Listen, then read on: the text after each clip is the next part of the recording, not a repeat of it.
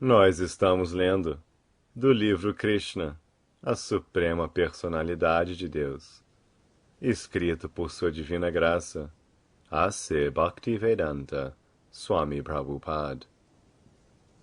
Capítulo 76.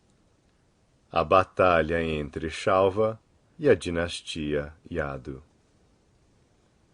Enquanto Shukadeva Goswami narrava as várias atividades do Sr. Krishna, representando o papel de um ser humano comum, ele também contou a história da batalha entre a dinastia Yadu e um demônio de nome Shalva, que conseguiram obter um maravilhoso aeroplano chamado Soba e era um grande amigo de Shishupala.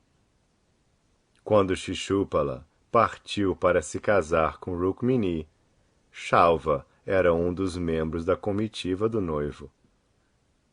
Na luta entre os soldados da dinastia Yadu e os reis do lado oposto, Shalva foi derrotado pelos soldados da dinastia Yadu. Apesar de sua derrota, ele fez uma promessa diante de todos os reis, de que no futuro iria livrar o mundo inteiro de todos os membros da dinastia Yadu. Desde sua derrota no combate, durante o matrimônio de Rukmini, ele vinha mantendo consigo uma inesquecível inveja do Sr. Krishna, e era de fato um tolo, porque prometera matar Krishna. Normalmente, tais demônios tolos refugiam-se num semideus, como o Sr. Shiva, para executar seus planos ulteriores. Portanto, para adquirir força, Shalva buscou refúgio aos pés de lótus do Sr. Shiva. Ele submeteu-se a um severo tipo de austeridade, durante a qual ele comeria nada mais que um punhado de cinzas diariamente. O Sr. Shiva, o esposo de Parvati, é de modo geral muito misericordioso e fica muito rapidamente satisfeito se alguém empreende rígidas austeridades para agradá-lo. Assim, depois de contínuas penitências realizadas por Shalva durante 1 ano, o Sr. Shiva ficou satisfeito com ele, dizendo-lhe para pedir pela realização de seu desejo. Shalva implorou ao Sr. Shiva a dádiva de um aeroplano, tão forte que não pudesse ser destruído por qualquer semideus, demônio, ser humano, Gandharva ou Naga, ou até mesmo por qualquer Rakshasa. Ademais, ele desejou que o aeroplano fosse capaz de voar em qualquer lugar que ele desejasse, e fosse especificamente muito perigoso e temeroso a dinastia dos Yados. O Sr. Shiva imediatamente concordou em lhe dar a bênção, e Shalva contou com a ajuda do demônio Maya para fabricar este aeroplano de ferro, que era tão forte e formidável que ninguém poderia derrubá-lo. Era uma máquina enorme, quase como uma grande cidade, e podia voar tão alto e em uma velocidade tão incrível que era quase impossível vê-lo. Estava fora de cogitação atacá-lo. Embora estivesse quase encoberto pela escuridão, o piloto poderia dirigi-lo para qualquer parte. Tendo adquirido tal aeroplano maravilhoso, Shalva voou com ele à cidade de Dwaraka, pois seu propósito principal, ao obter o aeroplano, era atacar a cidade dos Yados, pelos quais ele mantinha um constante sentimento de hostilidade. Assim, Shalva atacou a cidade de Dwaraka do céu e também a sitiou com um grande contingente de infantaria. Os soldados na superfície atacaram os belos pontos da cidade.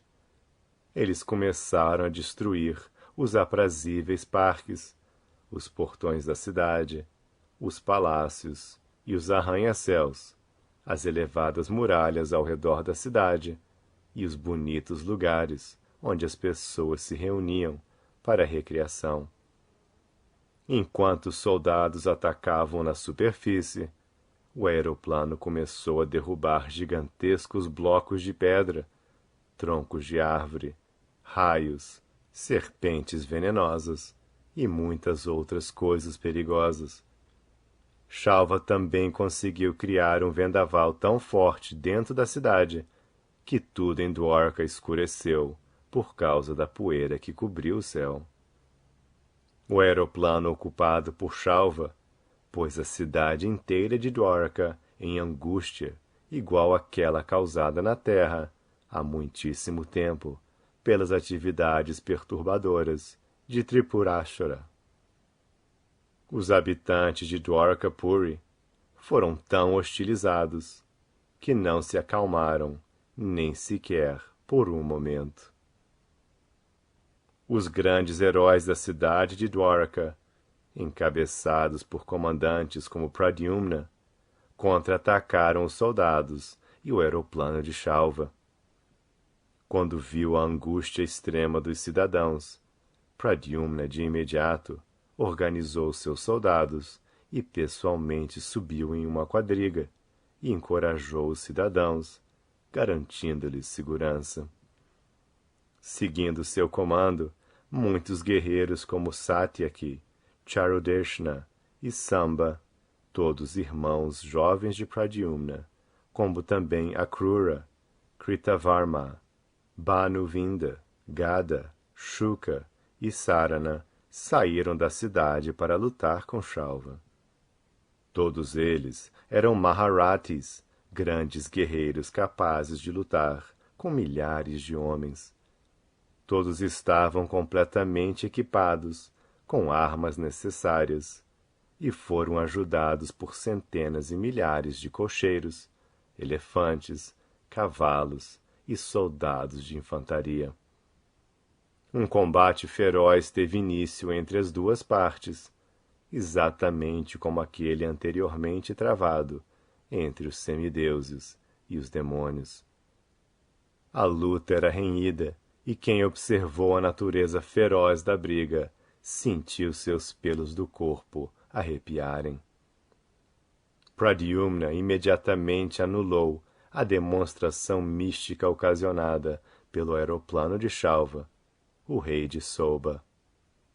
Pelo poder místico do aeroplano, Shalva tinha criado uma escuridão tão densa quanto a noite, mas Pradyumna apareceu de repente como o sol nascente.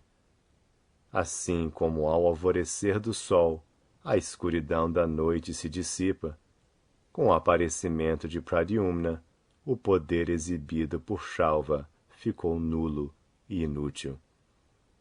Cada uma das flechas de Pradyumna tinha uma pena dourada na extremidade e era provida com uma afiada ponta de ferro. Lançando 25 de tais flechas, Pradyumna feriu gravemente o comandante em chefe de Shalva. Em seguida, ele lançou outras 100 flechas contra o corpo de Shalva. Depois disso, ele perfurou cada um e todos os soldados, disparando uma flecha. Igualmente, ele matou os quadrigários, arremessando 10 flechas contra cada um deles, e exterminou os animais de transporte, como os cavalos e elefantes, com o lançamento de 3 flechas dirigidas a cada um. Quando todos presentes no campo de batalha viram este feito maravilhoso de Pradyumna, lutadores em ambos lados louvaram seus atos guerreiros. No entanto, o aeroplano ocupado por Shalva ainda era muito misterioso. Era tão extraordinário que ora apareciam muitos aeroplanos no céu e ora parecia não haver qualquer aeroplano. Às vezes o aeroplano era visível e às vezes não, e os guerreiros da dinastia Yadu ficaram confusos sobre o paradeiro daquela invenção peculiar. Em algumas ocasiões, eles viam o aeroplano no solo, noutras viam-no voando no céu, repousando no pico de uma colina ou flutuando na água. O maravilhoso artefato voava no céu como um tição rodopiante. Não ficava imóvel nem sequer por um momento. Mas apesar da misteriosa manobra do aeroplano, os comandantes e soldados da dinastia Yadu precipitaram-se imediatamente para Shalva, onde quer que ele estivesse presente, com seu aeroplano e soldados. As flechas lançadas pela dinastia dos Yados eram tão brilhantes quanto o sol e tão perigosas quanto as línguas de serpentes. Todos os soldados que lutavam do lado de Shalva logo ficaram afligidos pelo arremesso incessante de flechas contra si pelos heróis da dinastia Yadu, e o próprio Shalva ficou inconsciente devido ao ataque destas flechas. Os soldados que lutavam em nome de Shalva também eram muito fortes, e os lançamentos de suas flechas também atingiu os heróis da dinastia Yadu. Apesar disso, os Yados eram tão fortes e determinados que não se retiraram de suas posições estratégicas. Os heróis da dinastia Yadu estavam determinados a morrer no campo de batalha ou conquistar a vitória. Eles estavam confiantes de que, se eles morressem lutando, atingiriam um planeta divino, e se saíssem vitoriosos, desfrutariam o mundo. O nome do comandante em chefe de Shalva era Dyuman. Ele era muito poderoso, e embora ferido por 25 flechas de Pradyumna, subitamente atacou Pradyumna com sua massa poderosa e o golpeou com tanta força que Pradyumna ficou inconsciente. Instantaneamente houve um clamor. Agora ele está morto! Agora ele está morto! A força da massa sobre o peito de Pradyumna fora muito severa, e parecia como se seu peito tivesse sido rasgado à força. A quadriga de Pradyumna estava sendo dirigida pelo filho de Daruka. De acordo com os princípios militares védicos, o quadrigário e o herói na quadriga devem cooperar durante a luta.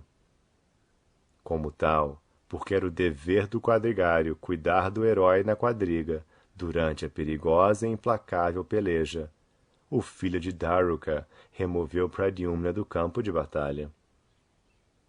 2 horas depois, em um lugar quieto, Pradyumna recuperou sua consciência, e quando viu que estava em um lugar diferente do campo de batalha, dirigiu-se ao quadrigário e o condenou.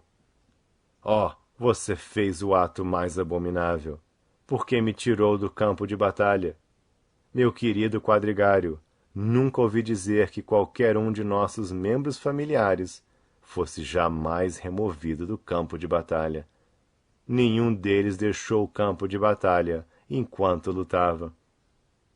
Por esta remoção, você me sobrecarregou com uma grande difamação. Será dito que abandonei o campo de batalha enquanto o combate prosseguia. Meu querido quadrigário, devo acusá-lo de ser um covarde e fraco. Diga-me, como posso ir diante de meu tio Balarama e meu pai Krishna, e o que direi a eles? Todo mundo falará de mim e dirá que eu fugi da luta. Se eles indagarem de mim sobre isso, qual será minha resposta? Minhas cunhadas vão me caçoar com palavras sarcásticas. Meu querido herói, como você ficou covarde? Como se tornou um eunuco? Como você ficou tão baixo aos olhos dos lutadores que se opuseram a você? Penso, meu querido quadrigário, que você cometeu uma grande ofensa, tirando-me do campo de batalha. O quadrigário de Pradyumna respondeu: Meu caro senhor, desejo-lhe uma vida longa. Julgo que não fiz nada de errado, porque é o dever do quadrigário ajudar o lutador na quadriga, quando ele está em uma condição precária. Meu caro senhor, você é completamente competente no campo de batalha. Entretanto, é o dever do quadrigário e do guerreiro protegerem um ao outro em uma condição periclitante. Eu estava completamente ciente dos princípios reguladores da luta e cumpri meu dever. O inimigo, de súbito, o golpeou tão severamente com a massa que você perdeu a consciência. Você estava em uma posição perigosa, cercada por seus inimigos. Então fui obrigado a agir assim. Neste ponto, encerram-se os significados Bhaktivedanta do capítulo 76 de Krishna, intitulado A Batalha entre Shalva e a Dinastia Yadu.